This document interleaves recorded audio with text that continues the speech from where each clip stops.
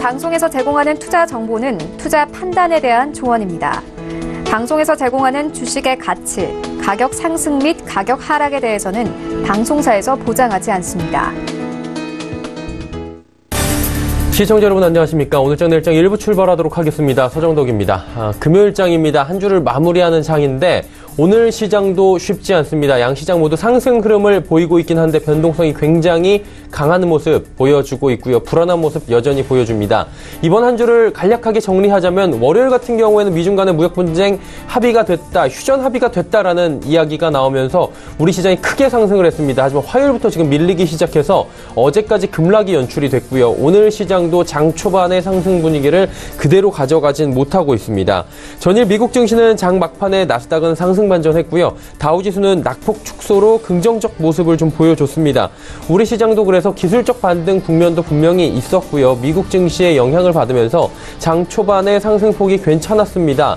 하지만 점점 상승폭이 줄어들었고요. 오후 한때 지금 마이너스 전환을 하기도 했는데 지금은 소폭 상승으로 전환한 상황입니다. 일단은 변동성에 대한 부분을 유의하셔야 될 것 같고요. 상승폭이 언제든지 반납될 수 있다라는 부분입니다. 미중 무역 분쟁 휴전 이후에 어떤 접점 찾기가 어렵다, 협상 자체가 좀 난항이 예상된다라는 우려 섞인 기사들이 많이 나오고 있는 가운데 화웨이 CFO 체포 소식까지 전해지면서 미중 무역 분쟁 협상이 더욱더 어려워지는 것이 아니냐라는 이야기까지 나오고 있는 상황이고요. 악재로 지금 작용하고 있습니다. 여기에 미국 장단기 국채 금리가 지금 역전이 됐다, 뭐 이런 얘기들이 나오면서 경기 침체 시그널이다라는 얘기가 나왔는데 대한민국도 크게 다르지 않다고 합니다. 우리나라 역시 장단기 금리 차이가 10년 만에 최소치까지 줄어들었다라는 소식 접어들면서 우리 시장 가뜩이나 어려운데 지금 경기 둔화의 시그널들이 지속적으로 포착이 된다라는 이야기가 나오고 있는 상황입니다. 코스피는 많이 밀렸습니다. 이틀 동안 전기 전자업종 지금 올라오고 있고요. 화학업종 상승하고 현대차도 소폭 상승합니다. 하지만 코스닥 같은 경우에는 거래소 대비해서 제약바이오 시총 상위주들이 지금 선방하면서 지수 자체 오름폭이 거래소 대비 큰 모습입니다. 자, 한 주를 마무리하는 시장입니다. 기분 좋게 출발했는데 마무리는 그렇게 썩 유쾌하진 않습니다. 하지만 기분 좋게 마무리하기 위해서는 여러 가지 시장 대비를 해봐야 될 것 같은데요. 오늘장 내일장 일부와 함께 하시면서 시장 이슈 점검해 보시길 바랍니다. 자, 헤드라인 뉴스부터 전해드립니다. 미국이 수입 자동차의 관세를 25% 부과하게 되면 한국의 국내 총생산, 즉 GDP가 0.11%에서 최대 0.57%까지 감소할 수 있다는 전망이 나옵니다. KB증권은 미국이 관세를 25%까지 올리게 되면 한국 자동차의 수출 가격은 16.5% 올라 대미 수출이 43억여 달러 감소할 것이라며 이같이 밝혔습니다. 트럼프 미국 대통령은 최근 GM의 구조조정 계획 발표 뒤에 미국이 수입하는 외국산 자동차에 25%의 고율 관세를 부과하는 방안을 검토하고 있다고 밝혔습니다. 숙박 음식점업 대출에서 제2금융권의 비중이 30% 가까이 증가하며 역대 최고치를 기록했습니다. 한국은행은 올해 3분기 숙박 음식점업의 전체 대출 잔액 가운데 29.9%인 16조 3천억 원가량이 상호저축은행 등 비은행권 대출이라고 밝혔습니다. 이는 한국은행이 관련 통계를 작성하기 시작한 지난 2008년 이후 3분기 기준 비은행권 대출 비중이 최고치를 기록한 겁니다. 북한 김정은 국무위원장의 연내 답방설이 꾸준히 제기되고 있는 가운데 조명균 통일부 장관은 북측과 협의 중이라고 밝혔습니다. 북측도 기본적으로 합의 이행 의지가 분명하다며 다만 구체적인 답을 주지 않고 있다고 설명했습니다. 스티븐 비건 미국 국무부 대북정책 특별대표가 미 상원 외교위원회 동아시아 태평양 소위원장인 코리 가드너 공화당 의원과 만나 북한 문제를 논의했다고 미국의 소리 VOA 방송이 보도했습니다. VOA는 가드너 의원이 비건 대표와 만나 비핵화와 관련한 추가 조치와 또 다가올 2차 북미 정상회담에 대해 논의했다고 전했습니다. 국내 증시 흐름 바로 살펴보도록 하겠습니다. 코스피부터 만나보도록 하죠. 자, 코스피 지수가 지금 상승폭을 다시금 올려가고 있습니다. 2080포인트 부근까지 올라왔는데요. 하루간의 흐름 정리하도록 하겠습니다. 자, 코스피 보시다시피 장 초반에 2085포인트 갭상승 출발하면서 기분 좋게 좀 반등이 나오나 했는데 조금씩 상승폭이 둔화가 되면서 장중 한때 정오경에는 지금 하락 반전하기도 했습니다. 이후에 지금 V자 반등 모습이 좀 나오고 있는데 지금 반등이 다시 나오고 있는 모습입니다. 0.55% 상승까지 상승폭 다시 키워가면서 오후장에서 힘을 내주고 있는 모습입니다. 다음 살펴보도록 하죠. 외국인의 매수가 좀 들어오네요. 281억 원. 외국인 같은 경우에는 지금 월요일만 사주고요. 지속적으로 팔고 있었는데 오늘 장에서 다시 사주고 있습니다. 개인도 243억 원 소폭 매수에 들어왔고요. 기관은 651억 원 순매도 포지션입니다. 기관이 최근 장에서 하락장에서 지속적으로 매도를 하면서 지금 방어적인 모습을 보여주지 않고 있는 상황인데 금융투자 프로그램 매수만 들어오고 연기금 투심 파는데 특히나 연기금 매도 물량 오늘 좀 많습니다. 다음 살펴보도록 하죠. 시총 상위주들입니다. 보시다시피 전기전자업종 최근에 많이 밀렸습니다. 월요일 좀 상승이 나온 이후에 지속적으로 밀려서 삼성전자 연저점 부근까지 어제 내려갔었는데 오늘 장에서 다시 700원 올라가면서 41,200원대, 41,000원대 회복하고 있습니다. SK하이닉스 역시 상승하고요. 셀트리온이 오늘 큰 폭의 상승이 나옵니다. LG화학 보합권 수준이에요. 다음 살펴보도록 하죠. 자, 보시면 현대차 지금 보합입니다. 현대차 상승 보합 왔다 갔다 하고 있는데요. 파업 같은 경우에는 지금 어느 정도 부결이 된 상황입니다. 그런데 광주 일자리형 공장에 대한 협상이 진행이 되면 파업은 언제든지 진행하겠다라는 이야기가 나오고 있는 상황이고요. SK텔레콤 어제까지 좋은 흐름 보였습니다. 경기 방어주적인 성격 제대로 보여주면서 어제까지 하락장에서 선방했는데 오늘 장에선 차익 실현 매물들이 좀 쏟아져 나옵니다. 포스코 한국전력 역시 상승합니다. 다음 살펴보도록 하죠. 네이버도 지금 소폭 상승이 나오고 있고요. 삼성물산 지속적 상승 흐름 가져가면서 9만원대에서 10만원 올라온 뒤에 안착하는 모습 보입니다. KB금융, 신한지주, 금융주들 오늘 조정이 좀 나오네요. SK도 2.91% 큰 폭의 하락이 나오면서 26만 7천원대까지 밀려 내려갑니다. 코스닥 시장 넘어가 보도록 하죠. 685포인트대까지 올라오면서 코스닥 같은 경우는 지금 1% 가까운 상승 흐름이 나타납니다. 다음 살펴보도록 하죠.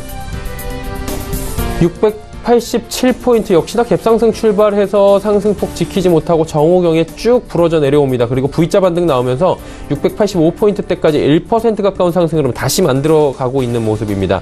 다음 살펴보도록 하죠. 수급주체입니다. 외국인만 삽니다. 629억 원 외국인 나홀로 매수긴 한데 강한 매수가 들어오면서 시장 끌고 가고 있고요. 개인 172억 원 팝니다. 일단 개인 같은 경우에는 하락장에서 지금 지속적으로 매집이 들어왔었는데 오늘 상승장에서 어느 정도의 차익 실현 매물들 쏟아내고 있고요. 기관 429억 원 팔고 있는 상황입니다. 다음 살펴보도록 하죠. 시총 상위주들. 일단은 제약바이오주들 그동안 조정이 좀 많이 나온 종목 위주로 올라옵니다. 신라젠 같은 경우에는 전전일 2거래일 전에 장 후반에 급등, 어제 급락도 오늘 급등입니다. 정말 신라젠 같은 경우에도 주가가 롤러코스터고요. 셀트리온 헬스케어가 지금 6%의 급등 나오면서 시장 끌고 갑니다. CJENM 상승하고요. 포스코캠텍도 오랜만에 2%대의 상승입니다. 메디톡스 소폭 조정이 나오는 가운데 6위부터 10위 종목들의 흐름들 살펴보도록 하죠. HLB 바이로메드 상승합니다. 그리고 코오롱 티슈진 올라가고요. 스튜디오 드래곤이 지금 10만원 회복이 안 됩니다. 펄어비스도 1.79% 하락하면서 186,600원대에서 거래가 됩니다. 다음 살펴볼까요? 셀트리온 제약도 큰 폭의 상승이 나오는데 오늘 셀트리온 관련주들 오늘 전체적으로 흐름 좋고요. 파라다이스 오늘 1.48% 중국 관련 소비주들 전체적으로 오늘 장에서 상승 흐름들 가져가고 있다라고 보시면 될 것 같습니다. 컴투스도 3.33% 상승, SK머티리얼즈, 제넥신 소폭의 조정이 나옵니다. 원달러 환율의 흐름 짚어보도록 하죠. 원달러 환율은 1116원 80전 2거래일 연속 상승한 뒤에 오늘 조정이 좀 나오면서 원화 강세 흐름 다시 나오고 있습니다. 금일 본 방송에서 제공해드리는 정보는 투자 판단에 대한 조언일 뿐입니다. 해당 주식의 가치와 수익률 보장해드리지 않는다는 점 참고해 주시길 바랍니다. 오늘장 이슈 짚어보도록 하겠습니다. 펠리즈 투자앤리서치 김민수 대표입니다. 안녕하십니까? 네, 안녕하십니까. 예, 국내 시장이 부진합니다. 오늘 시장도 상승은 오후장에서 하고 있긴 하는데 좀 불안한 모습을 보이고 있는데요. 이런 시장에서는 로우볼 전략? 이게 부각이 되고 있다고 하더라고요. 어떤 내용인지 좀 분석해 주시겠습니까? 네, 오늘 시장이 상승권을 보인다고 해도 상승인데 상승이 아닌 것 같은 그런 상황 쪽에서 일단 불안한 양상은 계속 이어가는 상황들인데 그런 것들 중에서 최근에 많이 또 회자가 되고 있는 대표적인 전략 중에 하나가 이 로우볼 전략이라고 얘기를 하고 있는데요.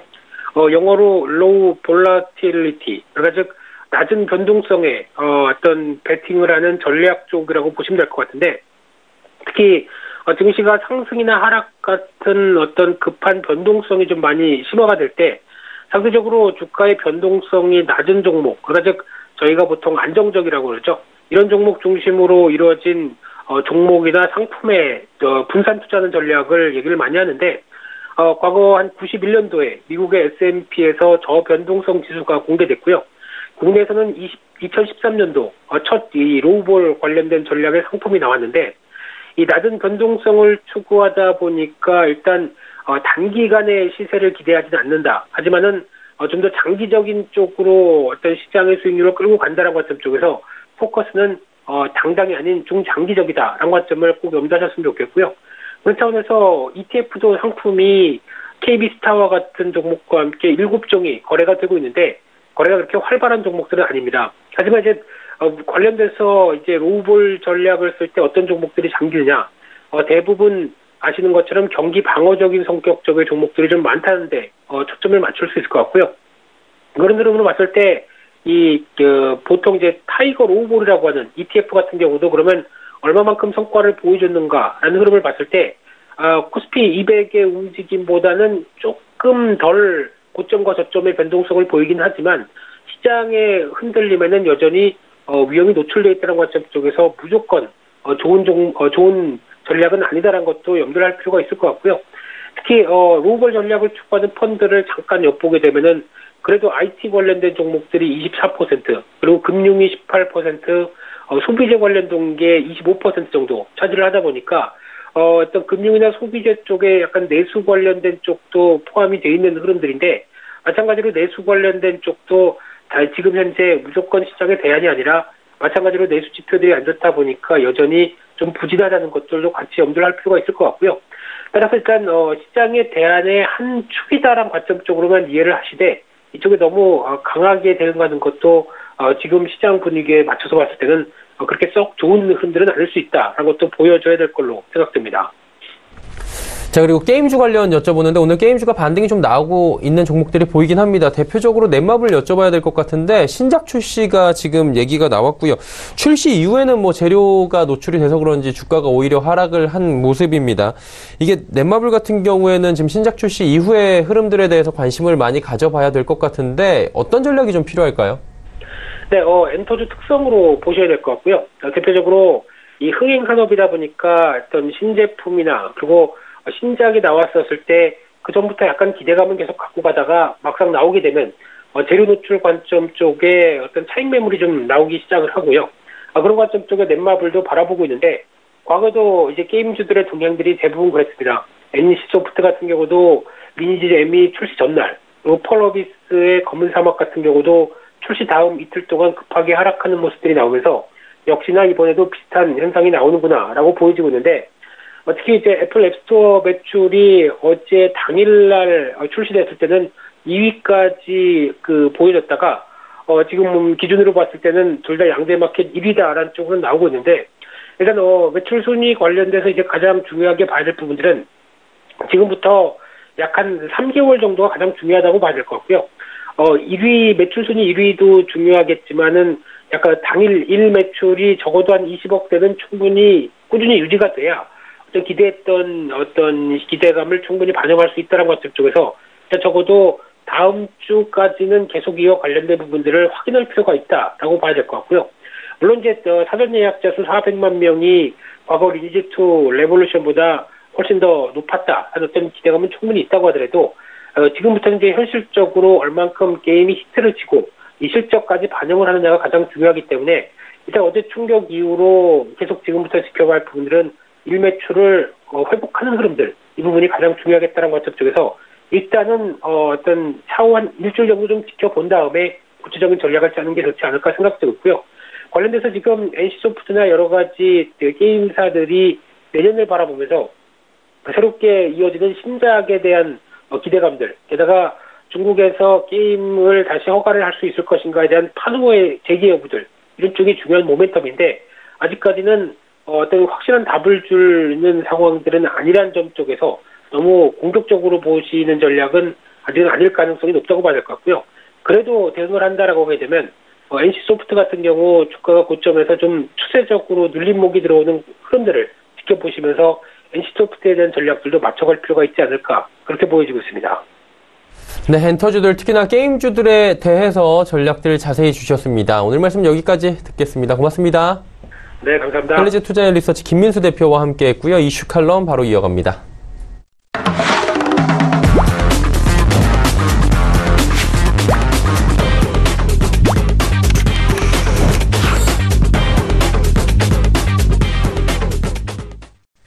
이슈 칼럼 이어가도록 하겠습니다. 미중산업경제연구소 조용찬 소장과 함께합니다. 소장님 나와 계십니까?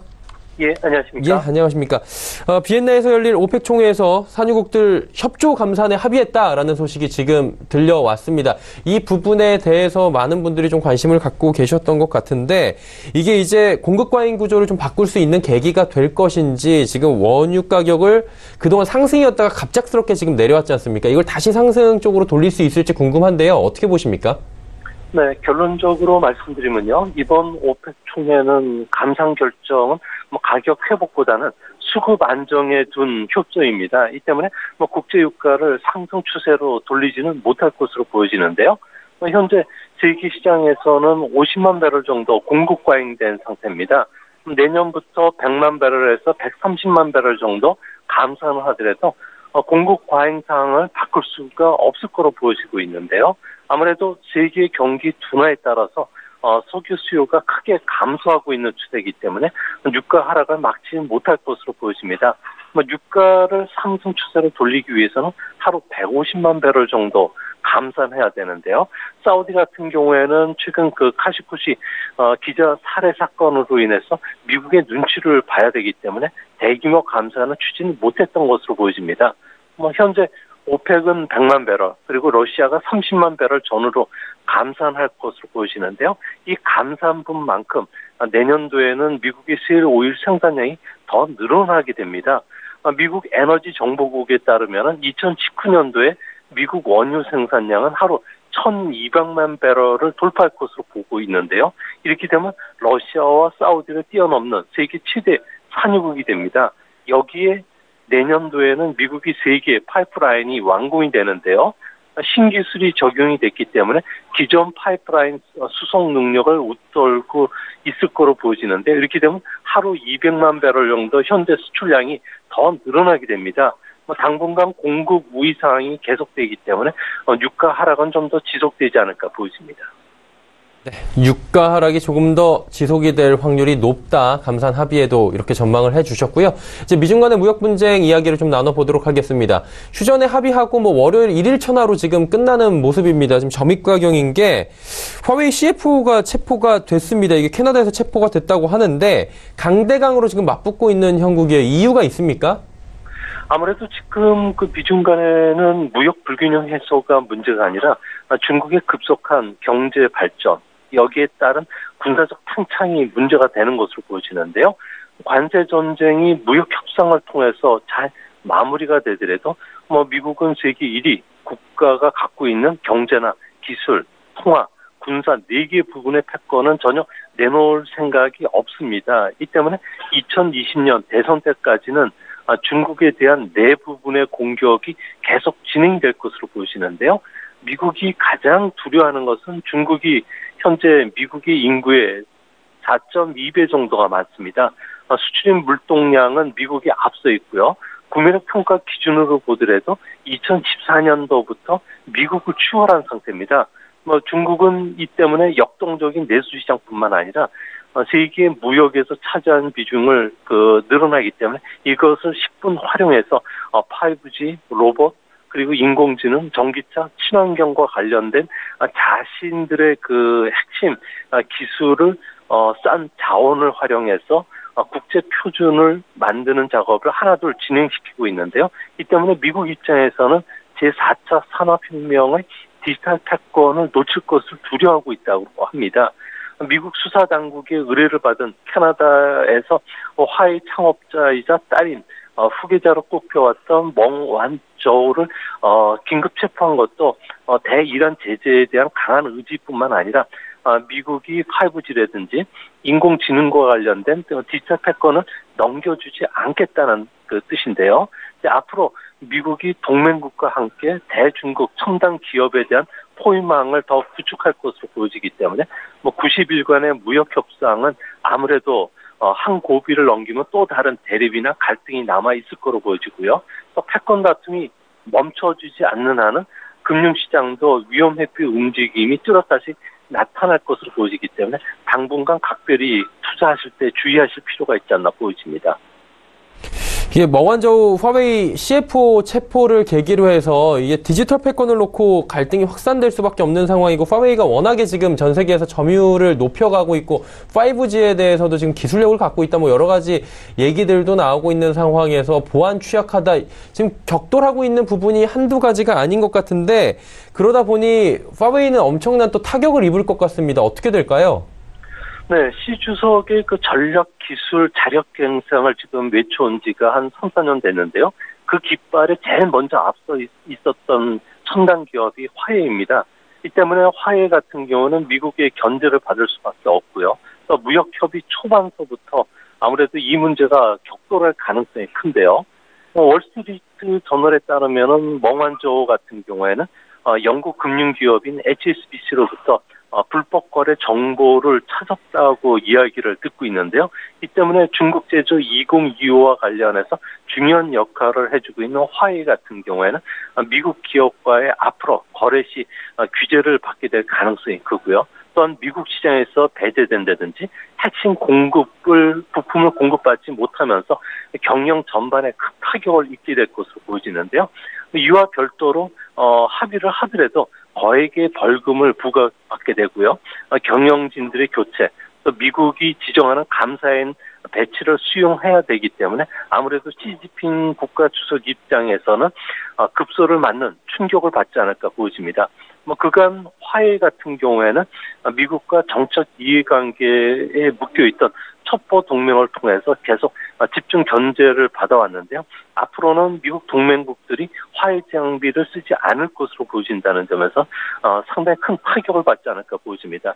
이뿐만 아니라 반도체라든지 그리고 로봇, 자율주행 자동차와 관련된 중국 기업들도 앞으로 미국으로부터 제재를 받을 것으로 보여진다는 점에서 중국의 그 반발도 커지지 않을까 생각이 듭니다. 그리고 지금 미국 증시 하락 원인 가운데 하나가 미중 무역 분쟁 휴전 이후에 지금 잡음이 나오고 있는 부분도 분명히 있지만, 장단기 채권 금리가 역전까지 지금 된 상황들이 지금 나오고 있는 겁니다. 이게 경기 후퇴를 의미한다라고 하는데 정확히 좀 한 번 더 짚어주시겠습니까? 네, 시장에서는 10년물과 2년물의 금리차가 역전된다는 것은 경기 후퇴를 이야기를 하게 되는데요. 현재 그 10년물 국채 수익률 그 차이는 올해 그 2월 달에 0.78%에서 현재는 0.1%까지 줄어드는 상황입니다. 과거 10년간을 보더라도 최소치로 지금 축소가 되어 있는데요. 12월에 FOMC 뒤에는 금리차가 역전될 수밖에 없습니다. 일반적으로 장단기 금리차가 역전된다는 것은 경기 후퇴나 주가가 피크 아웃을 초래하기보다는 오히려 경기 전망이 악화됐다는 신호로 받아들여지면서 투자가들의 투자 심리가 크게 위축이 될 수가 있는데요. 미국의 채권 시장은 통화 정책에 좌우되기 쉬운 2년물 국채 수익률 같은 경우는 FRB의 금리 인상에 따라서 계속 상승 추세를 탈 것으로 보여지고요. 미래 경기라든지 물가 동향에 민감한 10년물 국채 수익률 같은 경우는 올해 한때 3%를 넘었다가 현재는 2.8%까지 떨어졌는데요. 아무래도 경기 하락에 대비해서 안전자산인 장기 채권으로 시중 자금이 계속 몰리고 있기 때문에 그렇습니다. 시장에서는 미국 경제가 2020년에는 대형 감세 효과가 사라진 재정 절벽 상황에 직면할 것으로 보여진다는 점에서 경기 하락 압력이 아무래도 시장에 계속 커다란 무거운 짐이 되지 않을까 보여집니다. 이게 지금 이 시점에서 궁금해지는 건 장단기 금리가 역전이 됐다라면 경기 침체 시그널이다. 여기까지는 이해가 가는데, 그렇다면 그 후에 시그널 이후에 언제부터 본격적으로 후퇴가 되는지 뭐 이런 자료들도 있습니까? 네, 그 장단기 금리가 역전이 되면은 6개월에서 길게는 2년 뒤에는 경기 침체가 항상 찾아왔는데요. 지난 60년간 미국 금융시장에서는 장단기 금리가 역전이 됐던 적은 9번 있었습니다. 그중에 8번은 얼마 지나지 않아서 심각한 리세션이 찾아왔는데요. 가장 기억에 남는 사건은 2006년도에 그 장단기 금리차가 역전되면서 이른바 서브프라임 대출 부도가 일어났고요. 이후에 그 리먼 쇼크라든지 글로벌 금융 위기로 비화가 됐습니다. 2000년도에도 금리 역전 현상이 찾아왔는데요. 1년 뒤에 2001년도에 그 닷컴 버블 붕괴가 전 세계 경기 침체를 가져왔고요. 그 이전에는 1988년 블랙 먼데이 전에 금리 역전이 발생하기도 했습니다. 현재 미국에서 가장 큰 자산을 운영하고 있는 뱅가드 같은 경우에는 2020년 후반에는 미국 경기가 경기 침체가 시작될 확률이 40% 정도까지 높아졌다는 전망 보고서를 내놨는데요. 뱅가드도 과거 리먼 쇼크가 일어나기 1년 전, 그러니까 2007년도였죠.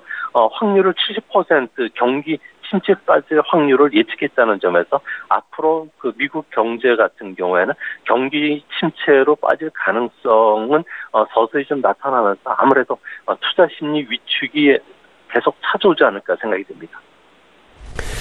이게 결국에는 꼭 그렇다는 건지 이 부분이 이제 또 궁금해지는 건데 장단기 금리가 역전이 된다면 반드시 100% 확률은 없겠지만 세상에 반드시 경기 침체가 일어나는지 이 부분도 궁금하거든요. 네, 금리차 역전이 꼭 경기 침체로 가는 것은 아닙니다. 금리차가 역전된 적은 89년, 2000년, 2006년도에 보면은 모두 과잉 투자라든지 자산 거품이 함께 일어났을 경우에 경기 침체가 가져왔는데요. 이번에는 과잉 투자라든지 자산 거품이 보이지를 않는다는 겁니다. 또 미국은 내년도에도 금리 인상을 계속하겠지만 물가 상승 압력이 강하지 않기 때문에 라스트 오더가 가까워졌다는 점은 이전과는 좀 많이 다르고요. 특히 미국의 경제 펀더멘탈이 워낙 현재는 강한 상태고요. 또 연준이 금융 도구가 아주 정교해졌기 때문에 이전처럼 경기 경착륙을 우려할 정도의 경기 침체가 찾아오지는 않을 것으로 보여집니다. 다만 현재 주시장의 배당 수익률이 2.2%인 점, 그리고 10년물 국채 수익률이 하락했지만 2.8%인 점을 비교해보면 나쁜 금리 상승에 따른 주시장의 자금 이탈로 인해서 증시의 변동성 확대를 피하기는 좀 어려울 것으로 보여집니다. 변동성 확대는 지금 필연적으로 올 수밖에 없다라고 짚어주셨는데 이제 미국이 패권 국가 아니겠습니까? 미국이 이렇게 경기 침체가 온다면 미국만 오는 건지 전 세계가 오는 건지 궁금하다라는 분들도 계시는 것 같은데 아무래도 미국이 오면 전 세계가 오지 않을까라는 생각을 할 수밖에 없을 것 같은데 이 부분은 어떻게 지금 해석하는 게 좋을까요? 현 시국에서?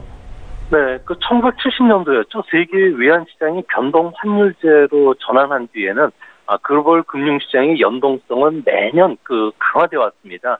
미국과 경기 침체가 전 세계로 전염될 확률 같은 경우는 이전보다 높게 되는데요. 다만 여기는 전제 조건이 따라 듭니다.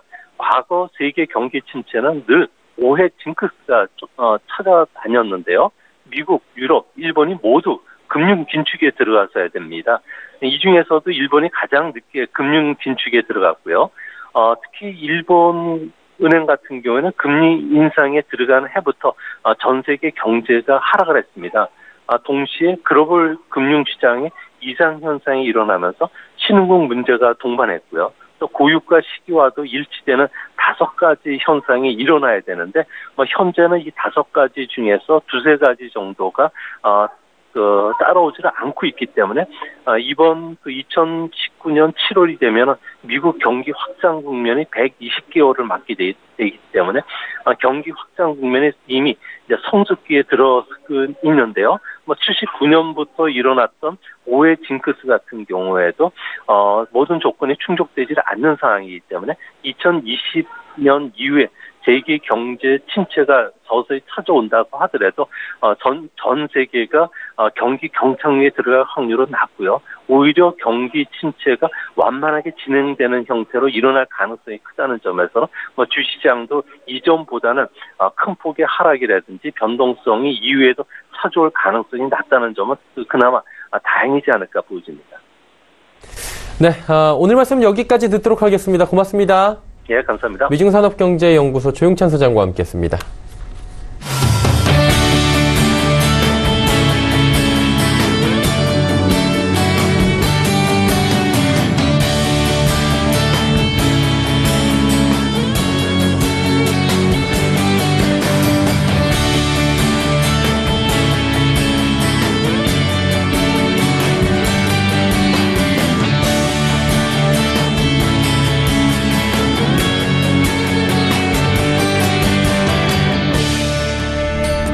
오늘장 내일장 일부 함께 하셨습니다. 잠시 뒤 2부에는 종목 이야기 다양하게 짚어드리고요. 또 종목 상담까지 이어가는 시간 레벨업 트레이딩 타임 시간이 준비가 되어 있습니다.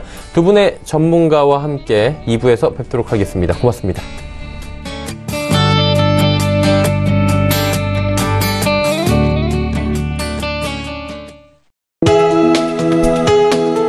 본 방송에서 제공하는 투자 정보는 투자 판단에 대한 조언입니다. 방송에서 제공하는 주식의 가치, 가격 상승 및 가격 하락에 대해서는 방송사에서 보장하지 않습니다.